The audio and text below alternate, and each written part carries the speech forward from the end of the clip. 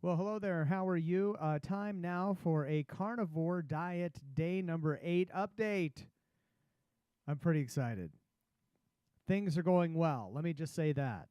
Before I get to the update and the specific numbers, I want to talk about. So, my last video, I got a little bit carried away. I got really excited. I was like, everyone needs to know about this diet. Everyone should go on this diet. Well, I don't know if everyone should go on this diet. I do believe that everyone should know about this diet. Specifically, the ketogenic diet for sure. And then the carnivore version of the ketogenic diet, I think would be really interesting to most people as well, because I'm watching video after video after video after video of people that are trying this diet. They're not scientists. They're not researchers. They're not doctors. They're not dietitians. But man, they're getting results, and they're raving about how they feel, and about ailments that they've had for years, even decades, that are going away. It's pretty amazing, the stuff that's out there. Now, there are no studies on the carnivore diet, so we really don't know. But apparently this is the way humans have been eating for, I don't know, a million years or something. So maybe we should look into it. I don't know. So, I guess the real message is, not everyone needs to be on the ketogenic diet. Not everyone needs to be on the carnivore diet. If you can eliminate, first of all, ignore the standard American diet. That's trash. It's killing you. But if you can eliminate processed carbs and sugars, man, you are going a long way towards really good stuff. So I would, and then depending on who you are and where you are in life, and I'll get into this a little bit, maybe you consider the ketogenic diet or the carnivore diet. Certainly, I think the healthiest way to eat is probably the ketogenic diet. But even paleo could be a good way to go for a lot of people. So again, there's no research into the carnivore diet and whether or not humans are carnivores, or, we don't really have carnivore teeth, right? In fact, someone told me that the other day when I told them what I was doing. It's like, okay, so our teeth are kind of omnivore teeth, kind of. And certainly there are tribes of humans that haven't gone into Western civilization, depending on where they live. A lot of them live on meat, mostly, or meat only. But some of them have had to live on like tubers, like potatoes, but old style potatoes before potatoes were bred to be potatoes. And then they have to be cooked, a long time, and they have to really be prepared for humans to be able to digest them, because vegetables don't sit well in our intestines.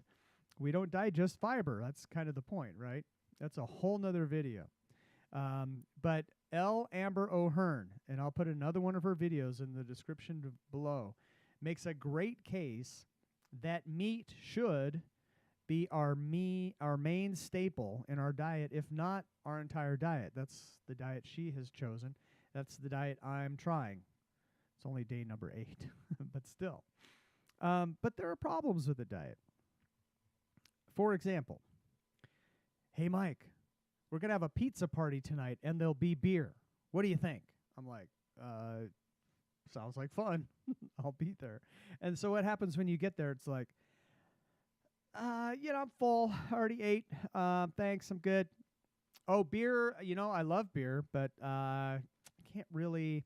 No. Do you have any whiskey? But just one, because I have to drive home.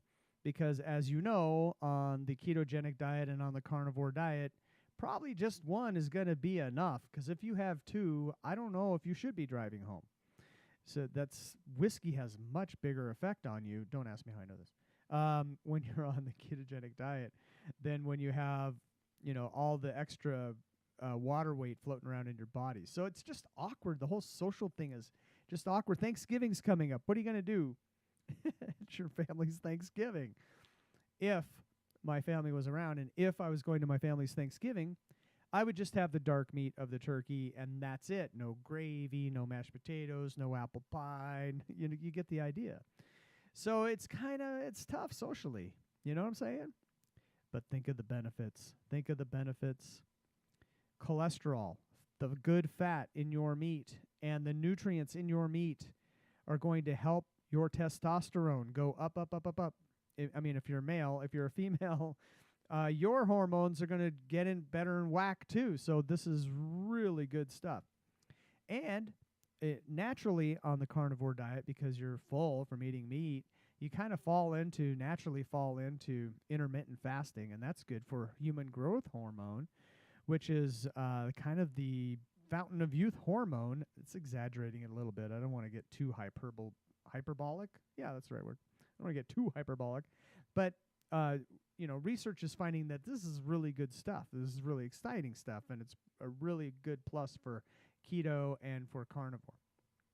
So just keep your eye on the ball. Think about that stuff even as you're being awkward with your friends and family.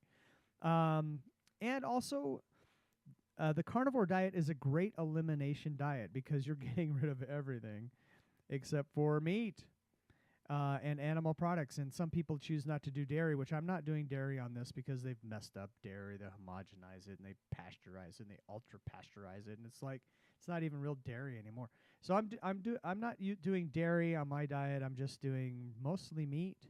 I had some shrimp the other day, which is a form of meat, I guess, seafood, I suppose.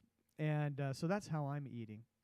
And so I'm seeing a lot of videos, people that have had aches and pains, mostly arthritis, for years, even decades. It's going away. I saw this one gentleman. If I can find the video, I'll link it in the link below. He had this autoimmune disease where this doctor told him, wasn't an official diagnosis, but saying, I think you have this. And basically, his spine was going to calcify as he got over, and he'd end up a hunched-over old man because of this autoimmune disease. And even as a young man, he started to feel those effects in his back as he was getting older, and it was a real problem for him. Got on the carnivore diet, it all went away. Just hearing amazing stories from you guys about stuff like that. Now, I don't have too many miraculous stories to tell in 2 to 3 months, but there's one or two things that could be really cool, but I'll save them for then. All right, so here's the other thing. Who should get on the carnivore diet? Can you imagine being 50-something years old? You've got this big beer gut. When you were young, you played football. You ran track, maybe. You played soccer. You were very active. You could eat whatever you wanted. Nothing. You had a six-pack. You were looking good. All the way into your 20s, you were riding this train. And then your wife got pregnant, maybe. So you started eating with her, and you started gaining some weight. You come home from work, long day at work. You have 2, 3, 4 beers every night. You're drinking with the guys on the weekend while you're barbecuing. That's good. And you're eating fast food, and so you're getting fat. By the time you're in your 50s, you're kind of a fat guy who's been doing the standard American diet and eating sweets when you feel like it, donuts in the morning, blah, blah, blah, blah, blah. How cool would it be to lose the weight, increase your testosterone, and, of course, you have to give up the beer, but you're eating steak every single day? You could probably explain that to your friends, and maybe some of them will get on board with you. And I'm thinking if all the stories I'm seeing after 2-3 months, you're looking good. Anyway, that's my plan. I'll keep you posted. We'll see what happens. So, some of the benefits from the carnivore diet could be fixing autoimmune stuff, arthritis, weight loss, mental clarity. That's with keto as well. Could prevent Alzheimer's disease. Could even prevent or cure some cancers, I'm hearing from people out there. So, I don't know if all this is true, if this is like that good, too good to be true, but I'm hoping so. All right, here's my update. Day number 8, I am down 8 pounds. 8 pounds in 8 days. And the thing is, I lost 7 of it in the first 4. And then I kind of been bouncing, lose a pound, stay steady, lose a pound. So I did lose a pound from yesterday after a couple days of just sitting there. So I think the water weight was the first 5 days, and now maybe that's fat. I don't know. I'm not going to weigh myself every day like I have been, because I did that because I knew the water weight would be coming off now just once a week, I think. Now, I will say this. I have had diarrhea the last few days. It hasn't been terrible, just a little bit. Although one day was a little worse. And I think that's just part of the transition. Hopefully it will go away. It's not a big deal, though. It's not like I have to run to the bathroom, drop what I'm doing, and run to the bathroom. It's like, no, when I go to the bathroom, that's how it ends up. A little bit. Today was just a little bit. It wasn't bad. The other thing on this diet, and other people were saying this, you poop so little, and it's true. You don't poop very much. Your poops are not much.